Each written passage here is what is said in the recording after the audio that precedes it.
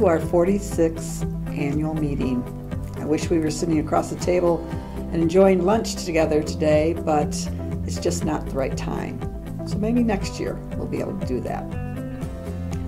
We've all been through a lot in the past year, but I am so proud of our staff and our service partners who not necessarily embraced the challenges of living through a pandemic, but stepped up and were determined to keep services going and making sure no client was without support, assistance, and companionship. We developed communities of strength. Let me tell you and show you what those communities look like. Our mission is to provide older adults and adults with disabilities an array of services designed to promote independence and dignity in their homes and their communities. If anything, the coronavirus pandemic reinforced our mission and the importance of caring for older adults, those persons with disabilities, and their caregivers. You would be impressed by the resiliency of our staff and partners. How quickly they moved into home offices and continued their work, their support virtually. They quickly figured out how to modify a service and still remain safe. Congregate meals switched to a drive-by, grab-and-go bags. The exercise programs in the wellness room changed to home living rooms by Zoom, but still with their favorite instructor. Support groups and trainings went virtual and still have a good participation.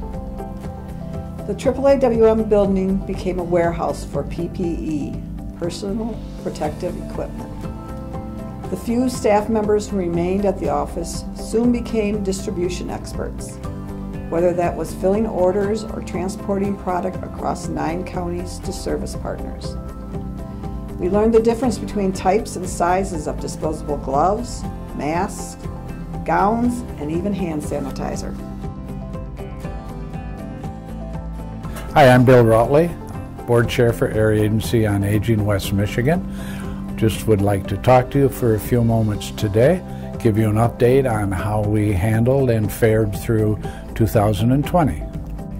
One of the things we had to do right away was to switch to virtual meetings, and after a few glitches that went very smoothly, mainly because of the excellent technology persons and our staff's willingness to learn and their amazing adaptability themselves. So they are to be congratulated with how they handled the year with emails, phone calls, and Zoom meetings rather than in person. And I must say, to feel valued through a phone call is an amazing gift, and they rose to the occasion. Each county got to determine how they would address the change in their older adult programs during the pandemic. All seemed to adapt quickly and figure out creative ways to be sure and maintain quality and constant care for their clientele and to make sure that they feel valued. Federal and state funding assistance came through in a timely manner for us, and that helped with the additional cost associated with increasing meals with produce boxes, quarantine boxes, and delivering different types of services.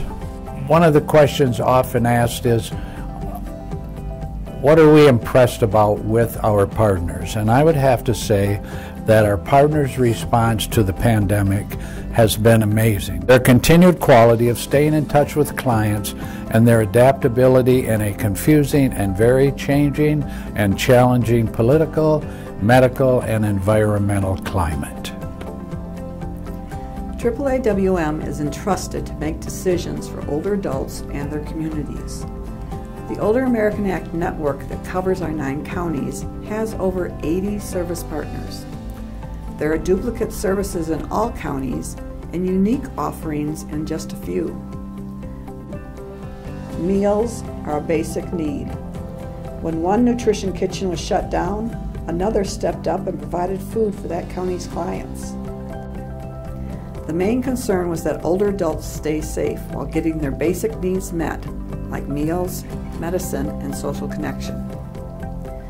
Family and friends who were caregivers were now faced with being isolated and still providing care for a loved one.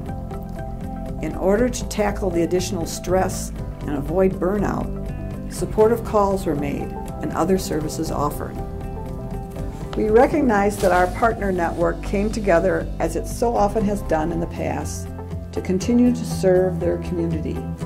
We thank them and applaud them. The Kent County Senior Millage Services became enhanced by the COVID challenge. For example, transportation providers morphed from transporting people to delivering groceries or prescriptions to a client's home.